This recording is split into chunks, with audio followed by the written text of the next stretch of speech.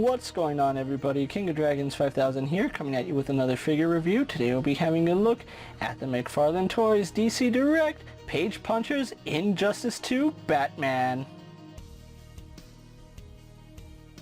And so here we have Injustice Batman posing out of the packaging. Before we have a look at the figure, let's run through his accessories. Batman does come with two batarangs, which unfortunately only fit in his left hand. They do look really nice, and then he does come with your McFarlane display stand. Other than that, Batman here doesn't come with any other accessories, so with that out of the way, let's have a closer look at the Injustice Batman. And so here we have a closer look at the Injustice Batman, and I'm not gonna lie to you, this is probably McFarlane's best Injustice head sculpt of any figure they've made. They absolutely 100% nailed the look of this Batman, and it looks really good. This armor design is his first costume, his default costume, that when you start up the game, this is what he's wearing. It is a little bit different than what we've seen from other Batman figures. It's basically the design that we see in the video game, at least prior to getting to the final story. But yeah, it does look really, really good. As far as the head goes, like I said, it's one of their better head sculpts, and I really do like the way his helmet is designed. You can see it has all these really nice angles. It looks like a piece of armor, so really good job there. And then that does continue down to his neck.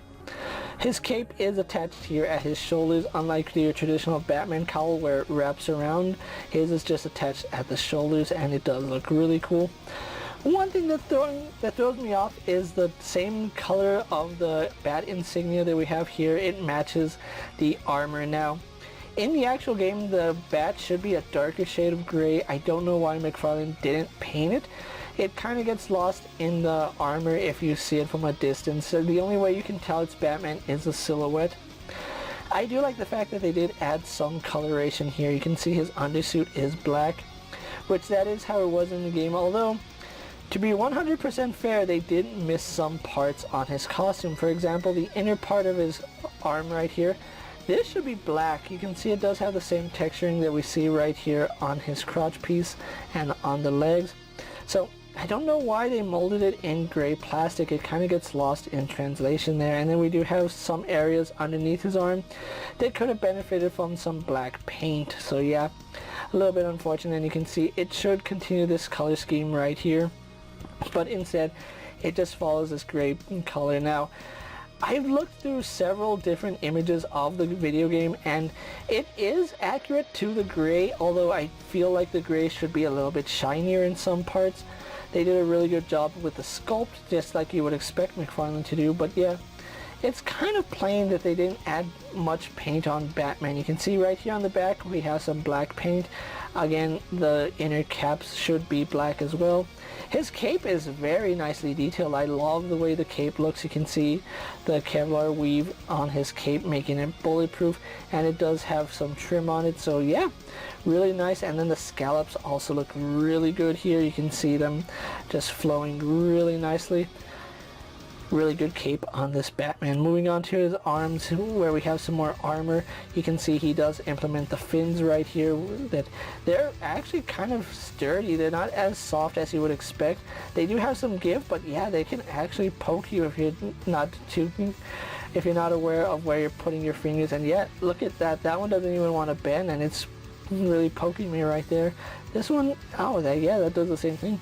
So yeah, do be careful using this. And then on his hands, I feel like there should have been some black on some of this. You can see parts where it looks like it should be armored, parts where it looks like it should be Kevlar. On his abdomen right here, we just have this solitary piece of armor that really doesn't protect much. I guess you can say that underneath this is some armor, but yeah, it kind of throws off the look when we have the armor just abruptly ending here at his abdomen. Then we have some right here on his side. Utility belt is video game inspired, where we do have the clip, and then it is gold going all the way around. Really do like the fact that they implemented quote unquote the bat trunks by keeping the crotch piece black, and that is accurate to the video game. Kind of has that Arkham Origins feel, where he had the big bulky thigh guards covering his legs. So yeah, it does take some inspiration from some different Batman designs, which I'm perfectly okay with. The knee pads do look really good, and they have some line work on them. Then we go on to his boots, which is a little bit different. It's the exact same color as his undersuit, but you can see we have some black armor plating here, some gray plating right there. So yeah, it's a very different look for Batman. If you're not a fan of the Injustice video game, you're probably not going to like this design of Batman, just because it is fairly odd. And like I said, it's not my favorite look of Batman. I think I would have preferred the second armor, the one with the kryptonite line work on it. That would have been really cool to have. But anyway, with that out of the way, guys, let's actually get Batman compared to other figures you may have in your collection. Here we have Batman posing next to a Marvel Legends Cyclops and a DC Multiverse Superman. Here we have Batman posing next to a WWE Elite Scale figure and a Mezco 1/12 Collective Popeye the Sailor Man.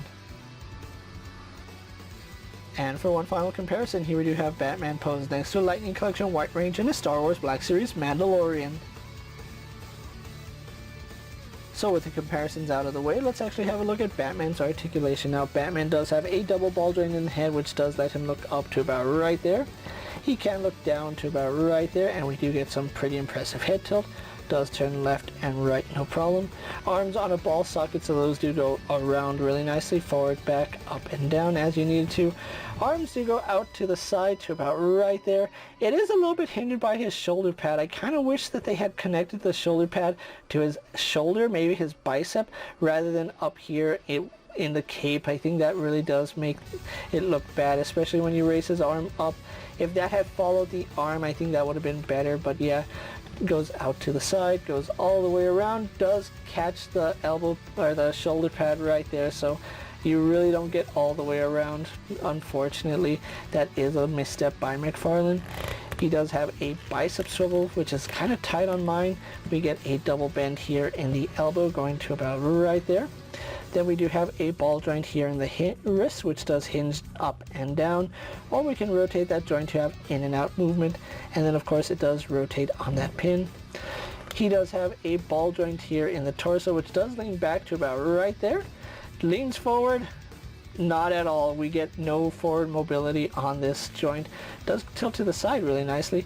Then we do have another ball joint here in the waist, which does lean back about that far. Going forward, it's better than his upper torso. Side to side, no problem, as well as rotates. Legs do kick forward to about right there. They kick back out to the side. We do have a thigh swivel.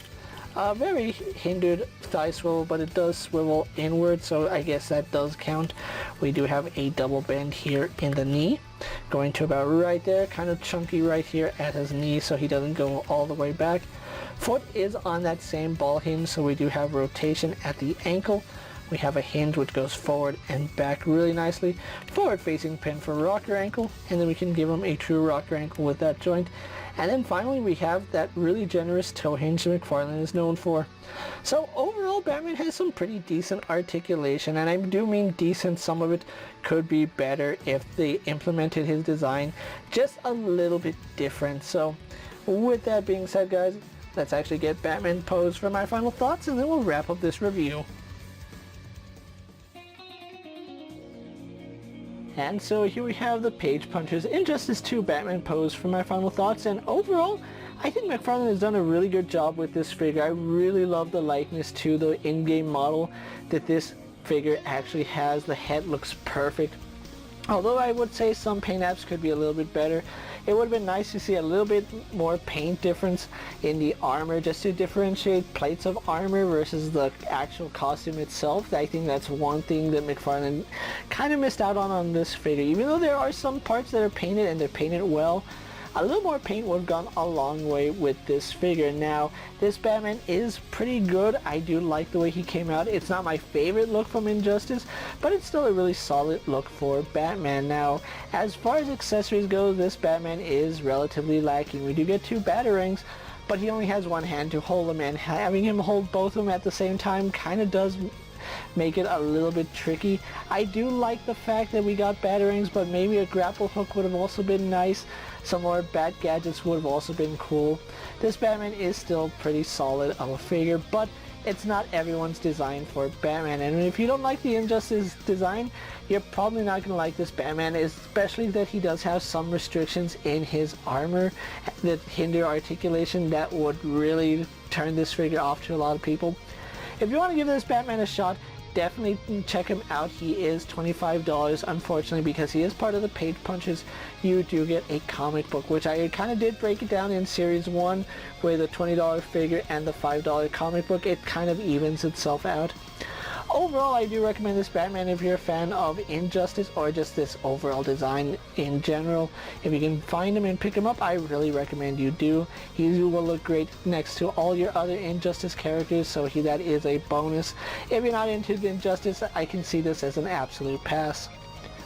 With that being said, guys, I'm KingofDragons 5000. Don't forget to like this video, leave a comment, subscribe to my channel. Go ahead and check out all my other action figure reviews as well as all my other Page Punches and McFarlane Multiverse videos. Hopefully you find them informative. As always, if there's a figure you would like to see me review, let me know down in the comments, and if it's in my collection, I'll gladly have a look at it. While you're at it, check out my Instagram account for new and exciting action figure photos, and as always, ring that bell to be notified anytime I upload a video. Until next time, guys, I'll see you later. Take care, everyone.